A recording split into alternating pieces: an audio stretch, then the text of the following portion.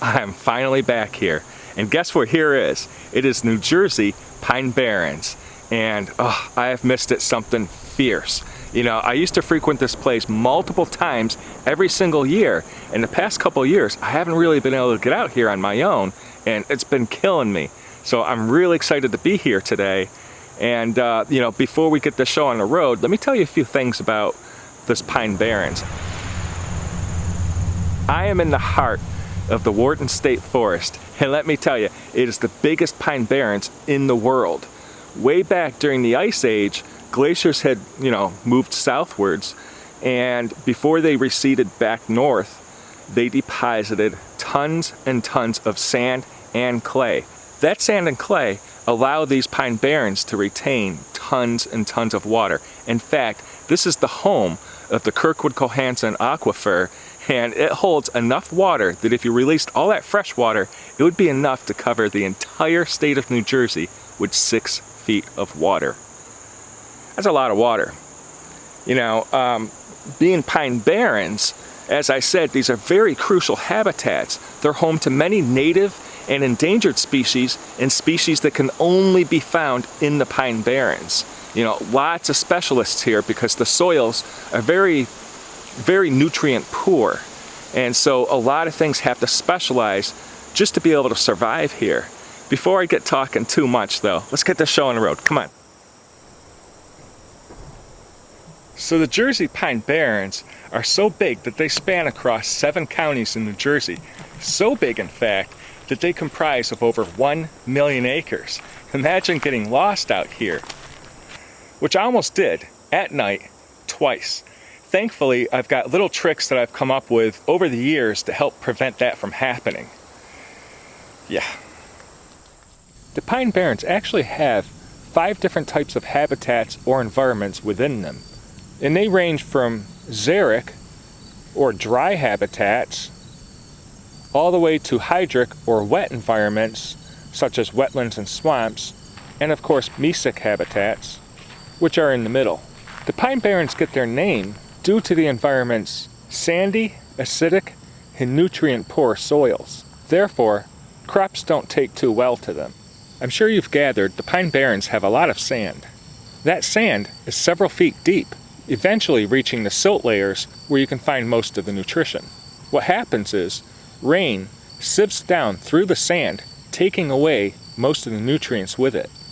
Sand itself does not hold nutrition very well, and it often has high amounts of aluminum. Combine that with a large concentration of pine needles and more acidic rains than other areas, the surface layers of the Pine Barrens are fairly acidic. Many of the trees and shrubs that grow out here might have long enough roots to reach the nutritional layers of soil. Most of the smaller plants simply can't tap into those nutrients. Another characteristic of Pine Barrens is they are generally pretty close to the water table. That's another reason why most nutrition is easily washed away. As you can see behind me, there are tons of pine trees, different scrub oaks, blackjack oaks, things like that, and lots of heaths, or huckleberries, blueberries, high bush and low bush. So when a lot of these plants die, or even the pine trees release their needles, very few nutrients are actually released back into the soil. Therefore, many of the plants here have shallow roots. The plants themselves don't grow very tall because it's very costly to invest in that type of growth. Even the flowers themselves are pretty small in most of these plants, except for the Pine Barrens gentian flower, which would be really great if I find one of those. Another benefit to those shallow roots is it allows the plants to take advantage of rain and surface water before it washes or drains away. That's really cool stuff.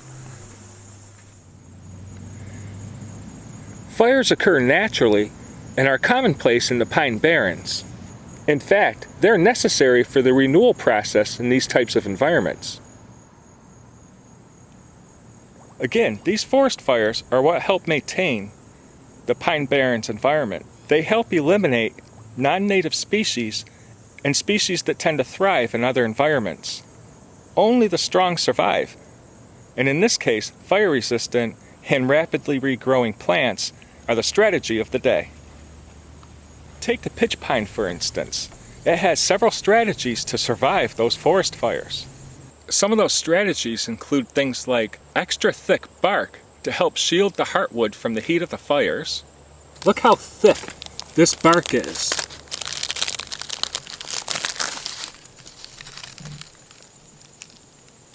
That is one layer of bark. And of course the fire caused it to dry and spread out. But that's what I'm talking about. Very thick bark on these trees. Another adaptation some of the pine species have is epicormic growth. That means after a burn, needles can grow directly from the trunk and branches to quickly capitalize on those solar rays and produce sugars for the plant to feed on. Also, trees like lodgepole pines and pitch pines have serotinous cones. The scales on those cones are tightly sealed shut with resins, and most of the time they actually require the heat of a fire to melt those resins, allowing the cones to open up. Thus, they can quickly take advantage of an open canopy due to the lack of trees blocking out the sunlight and freshly replenish nutrients in the soil surface. So, sorry about the lighting here, but another thing about those serotinous cones is the fact that the seeds cannot germinate in leaf litter. They need to have a fresh start. They need to have a burned landscape in order to germinate. This here had actually caught fire around 5 to 8 years ago. I don't know when, but I remember back in 2016, most of this was burned when I came here. Here's all this new growth.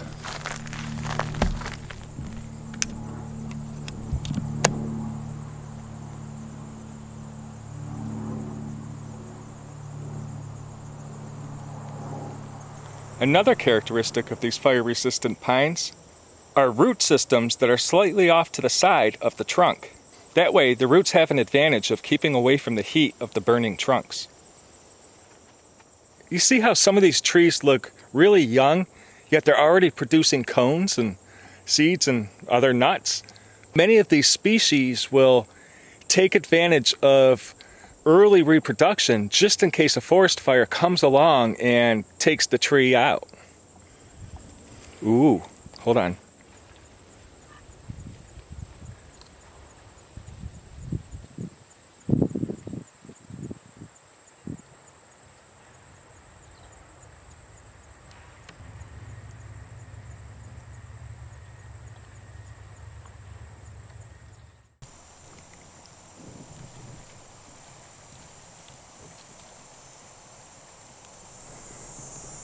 Okay, so have a look at this male velvet ant, aka cow killer. These are incredible species, and I've got to catch them.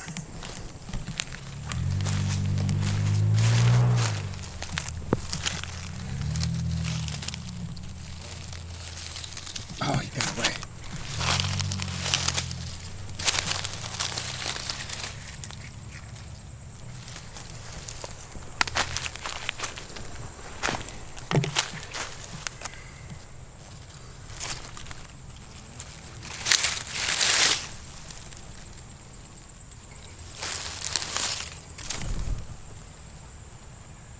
Okay, so maybe the males can't sting, but nobody told me that they can bite.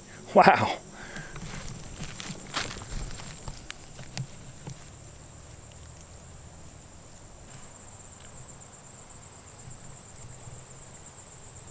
The pine barrens not only harbor plant species, but they're also a host of over 10,000 species of insects, arachnids, and other arthropods. So coming out here and finding cool beetles and vespids and things like that are probably my favorite part of the pines. Well, the carnivorous plants are, maybe they're my favorite. I just love the pines.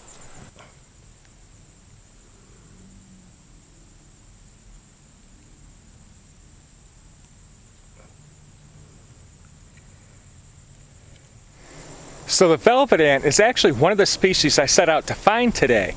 That male was really awesome and exciting because I don't see them as often as the females, but I gotta find at least one female.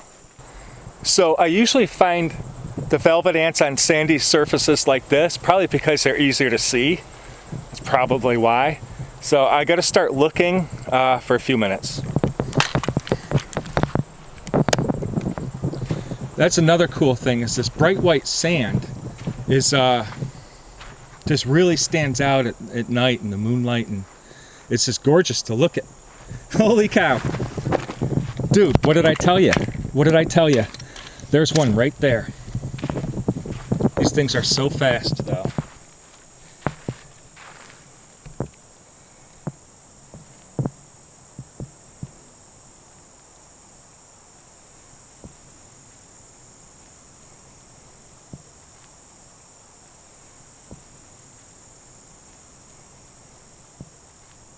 This is a juvenile antlion.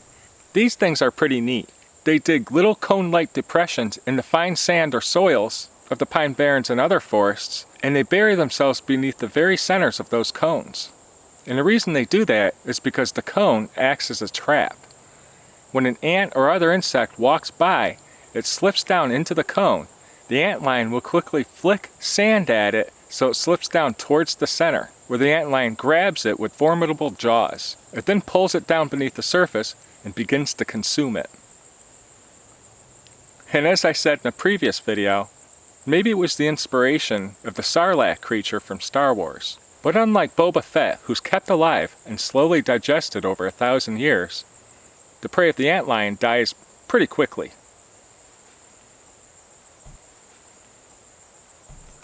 So, just like the rest of New Jersey, the Pine Barrens get, a regular amount of rainfall, and that rain has a pH of around 5.5. Combine that with the high amounts of hydrogen in the soil, and these waters flowing right through the cedar roots and all the other pine trees and stuff, you have fairly acidic water. So much so that there's not a whole lot of fish species that can survive in this water. But it does make that water a beautiful, rich, reddish tea color.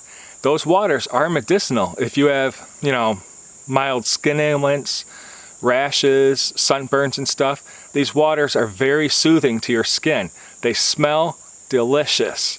And as I said, they are gorgeous to look at.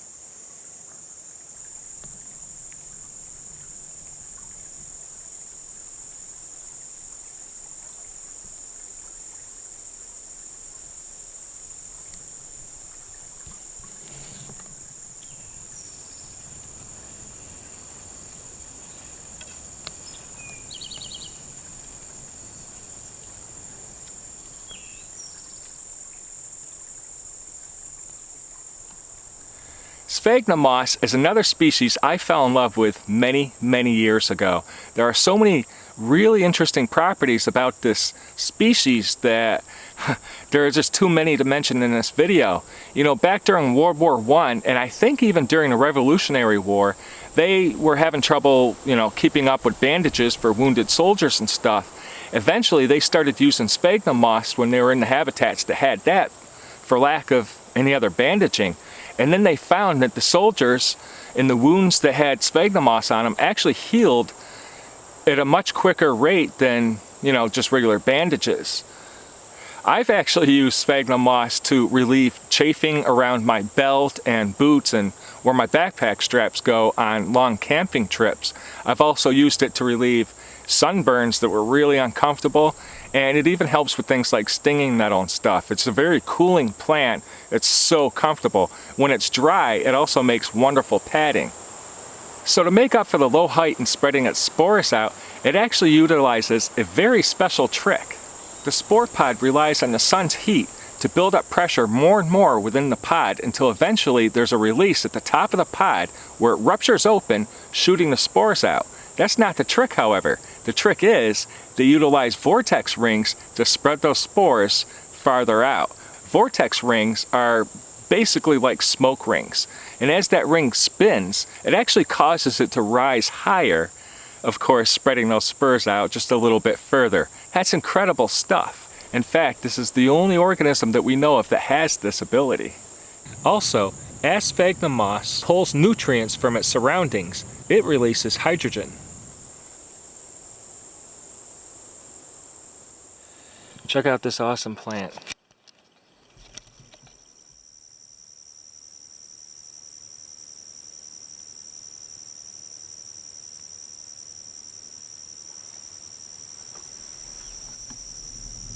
Not only are blueberries found in extreme abundance throughout the pines,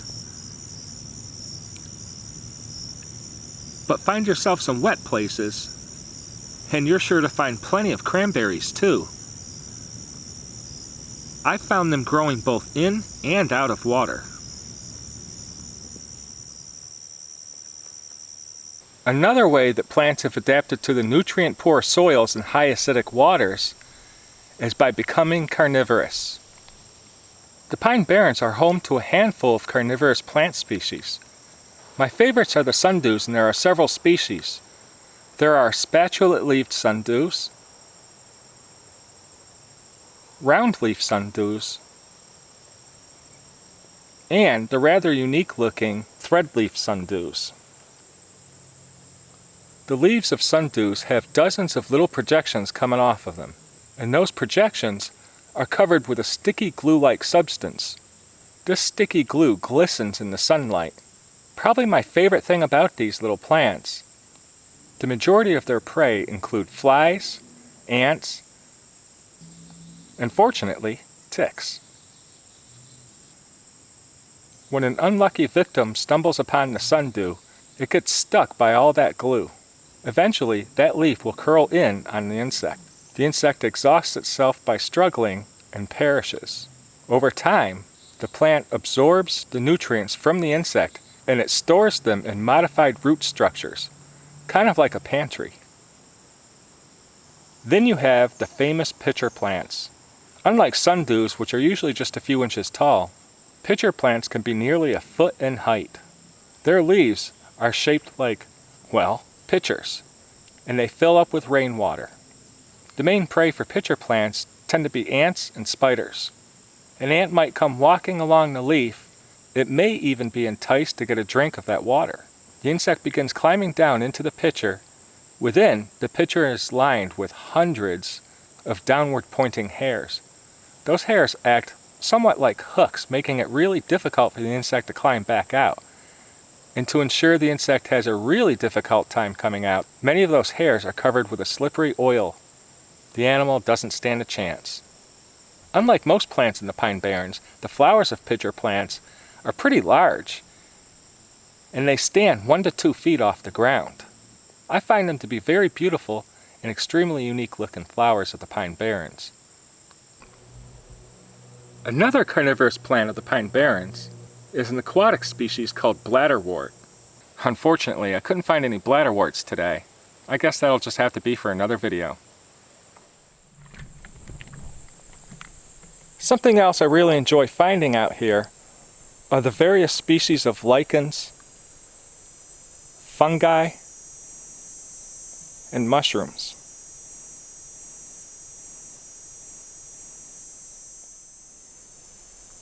Sometimes you'll find a tree or log just completely covered in lichen.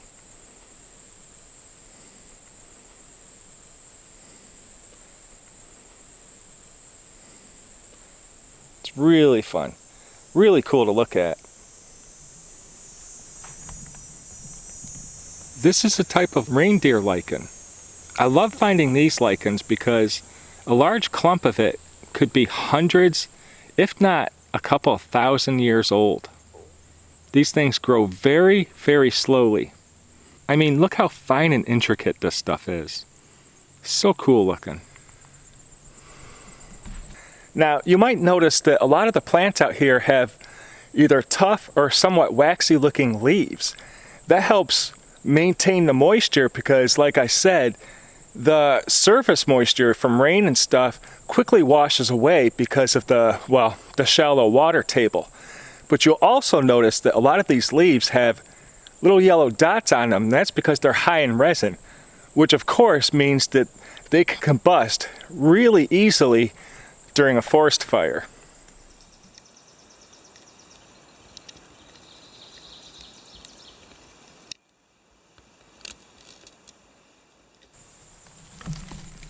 Look how strong this web is. Is that a black widow web? No, they don't make their webs like this. That is really strong.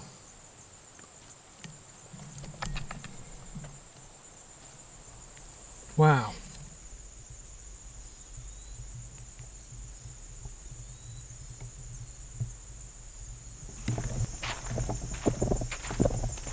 I'm getting exhausted.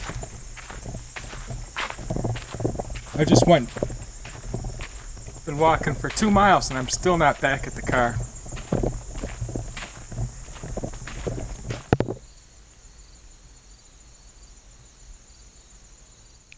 So like I said, the pines are a very unique ecosystem. Not only do you have highly acidic soils, highly acidic water, but you've also got natural burns that occur somewhat frequently in the grand scheme of things. It's just an incredible place that challenges everything that lives here, and they really push the boundaries of survival. Unfortunately, I spent all day here. I've walked more miles in one day than I have all year, believe it or not. And I only got to show you a few things to make the Pine Barrens Pine Barrens. So with that being said, I guess this marks the end of part 1 of my New Jersey Pine Barrens video. I'm going to have to get back here as soon as I can to film, part 2 and maybe even a part 3 because this stuff's just way too cool. Anyways, thanks a lot for watching. Once again, I'm Chris Ignato. Hope to see you soon. Signing out.